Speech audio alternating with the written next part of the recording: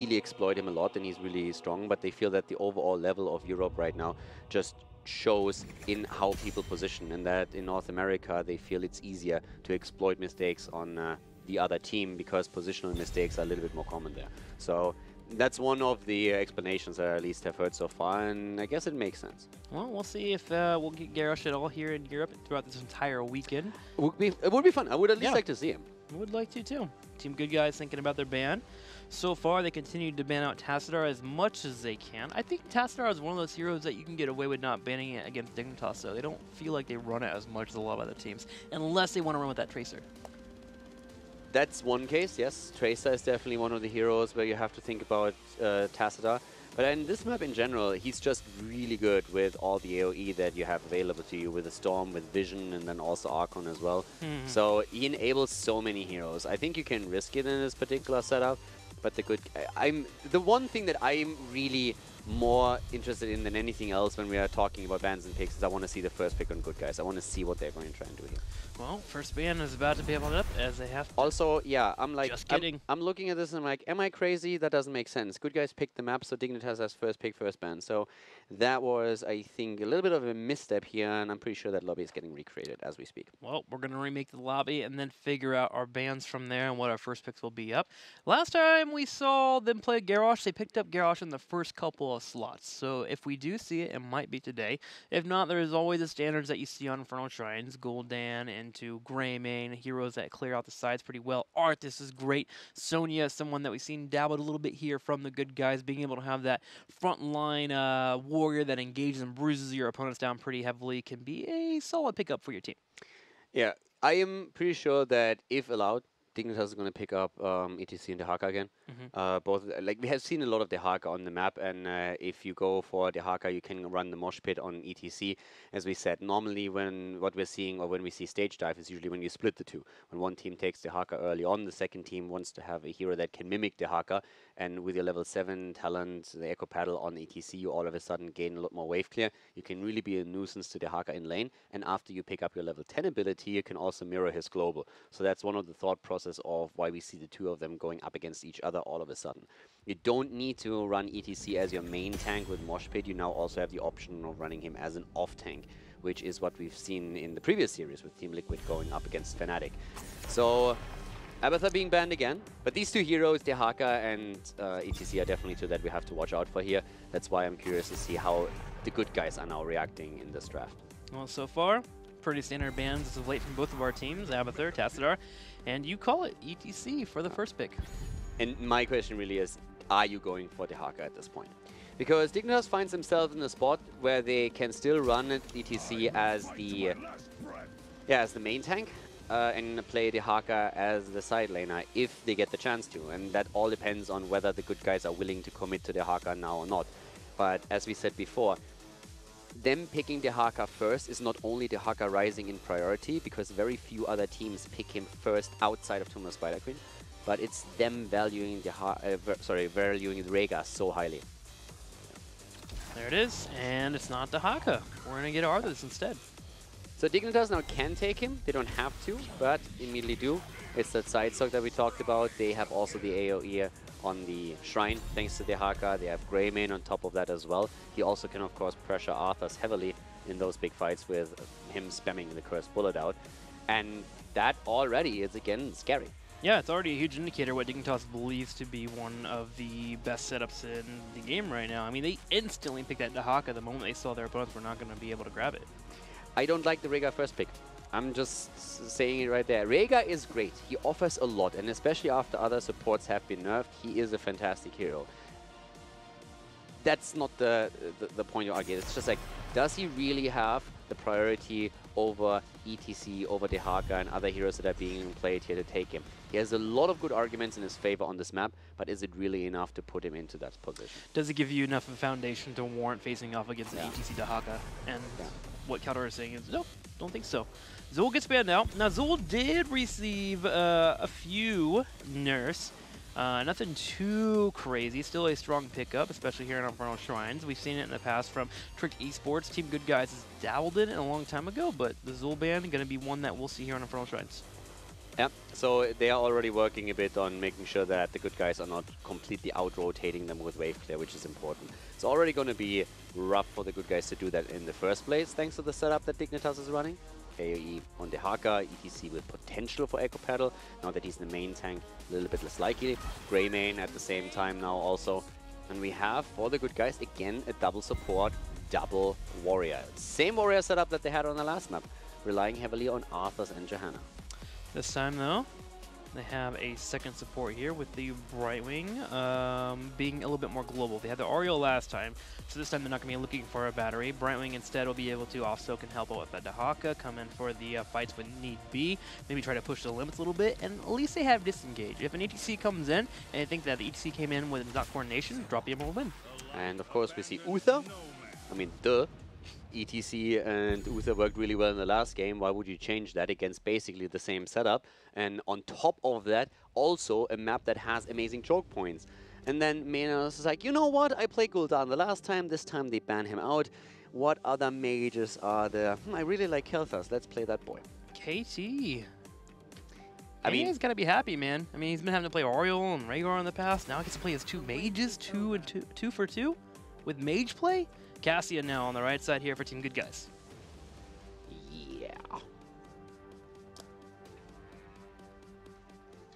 Does that seem weird to you? Yeah. First off, against KT, you're going to have a hard time. She normally, if you are facing off against Cassia, if you can get a mage, you can try to burn her down, at least become annoying enough due to her trait being good against physical damage, but not actually dealing with mage damage that comes your way. And second off, like, how do they force a fight for Cassia to be effective when ETC can peel off and Uther's there? You wait for your level 10, move in from the side, hit a blessed shield, and follow up with a Howling Blast? Maybe. Yeah.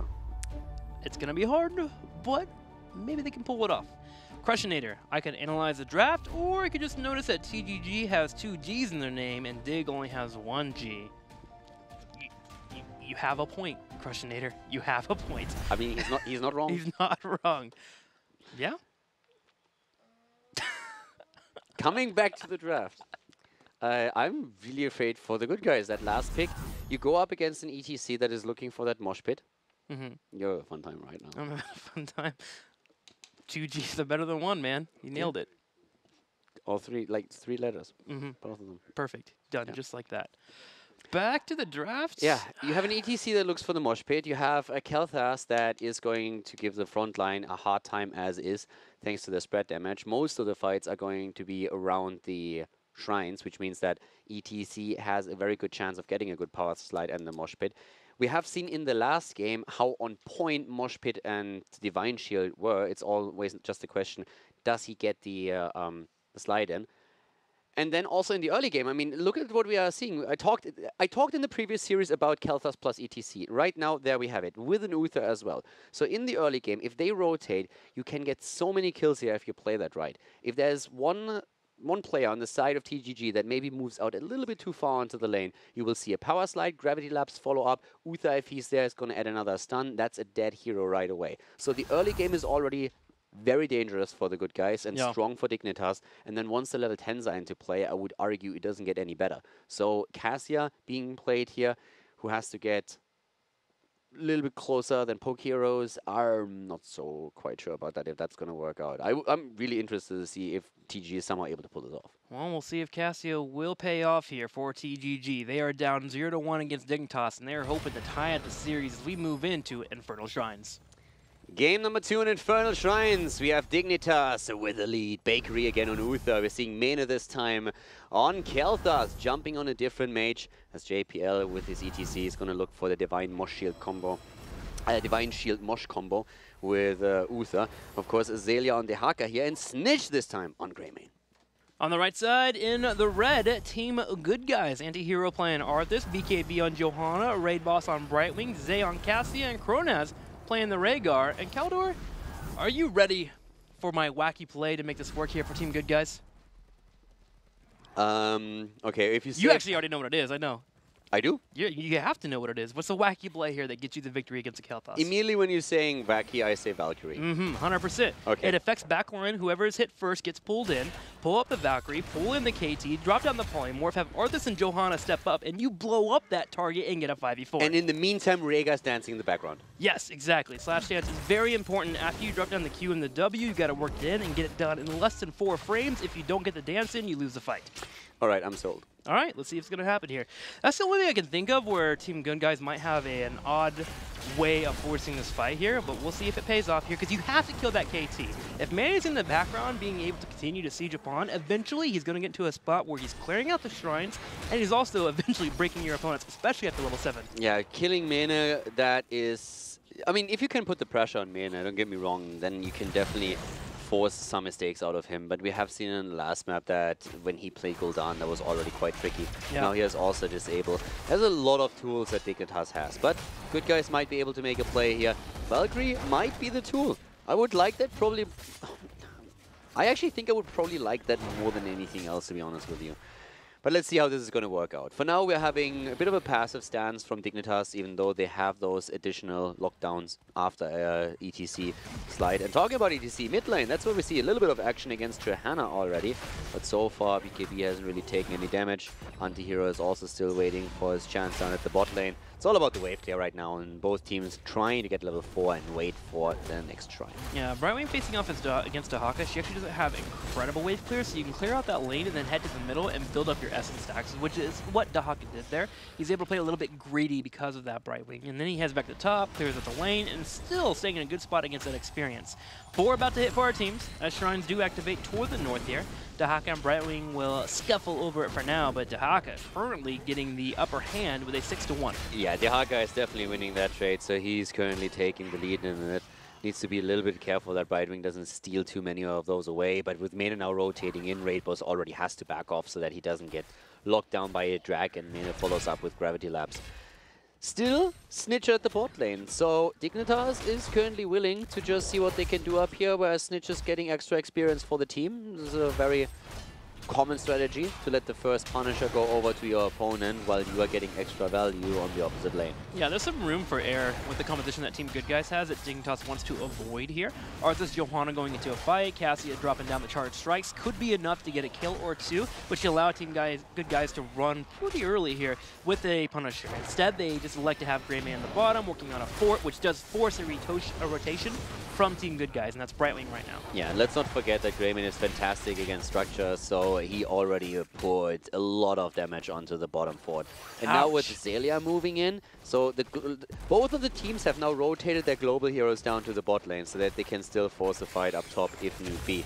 But you can already tell that this fort is likely to fall, and Dignitas has made this already worth it. They are losing out on the Punisher itself, but they should be able to burst it down after baiting it over the wall, which is, of course, the most important play for them now.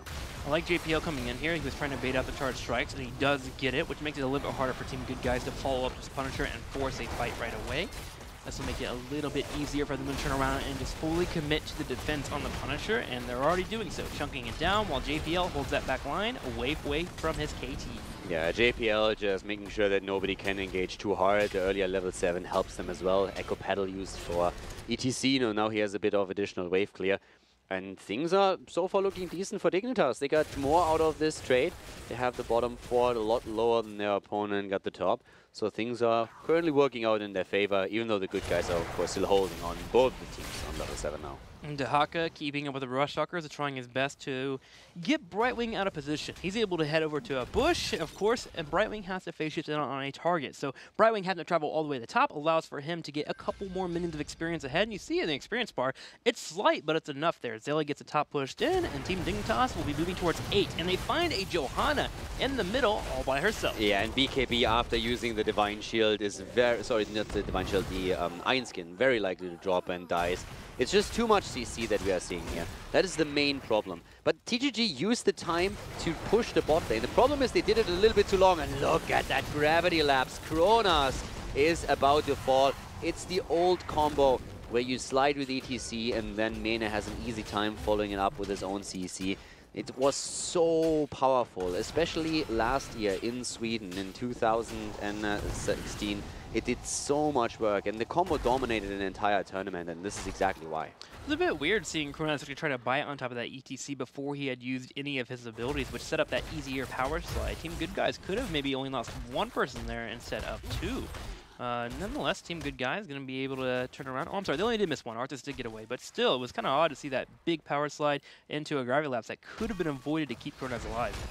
Yeah, we have still, I mean, it's still not too bad. You have lost 2 heroes, you have taken a bit of damage on the structures.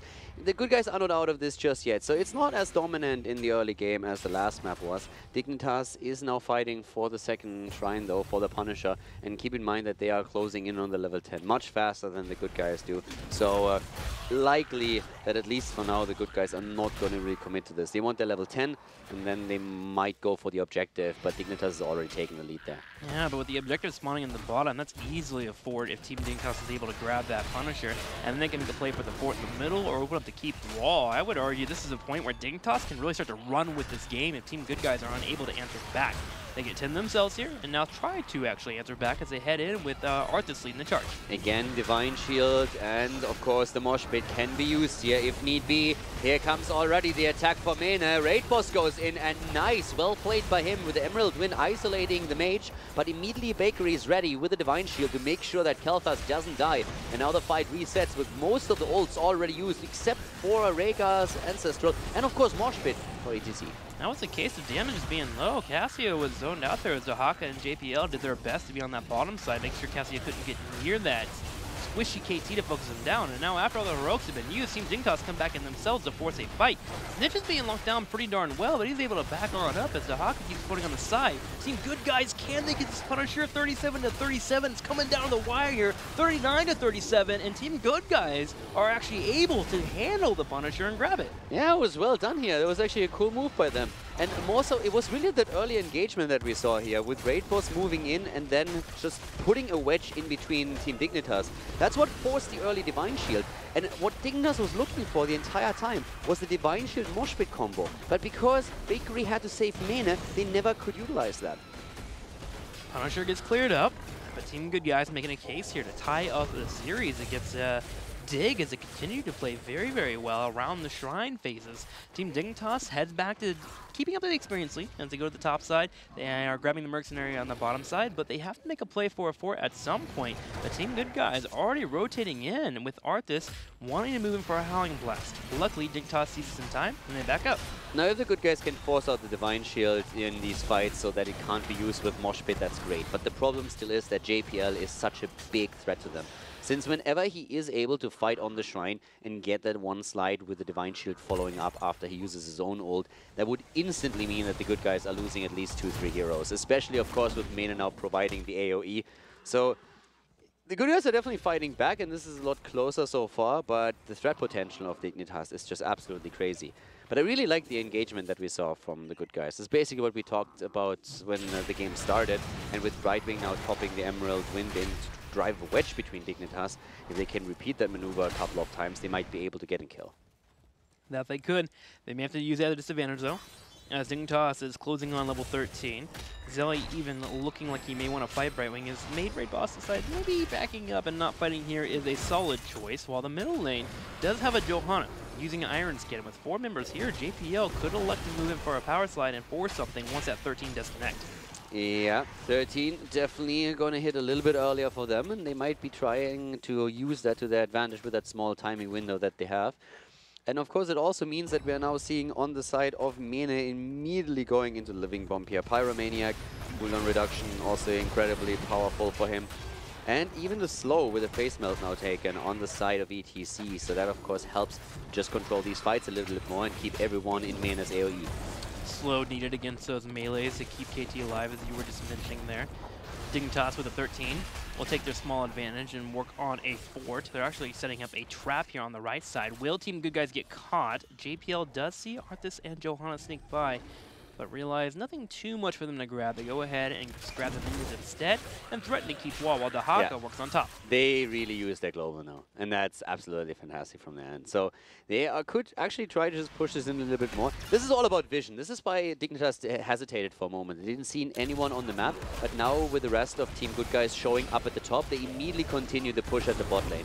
And you can see how fast this wall is falling. So there needs to be a reaction from the Good Guys. That's what we're seeing right now. Everybody is moving back. The wall is breached, and that currently only leaves Arthur's up at the top lane on the Shrine. But they are just continuing forward. They can always use the Haka's global to move back down.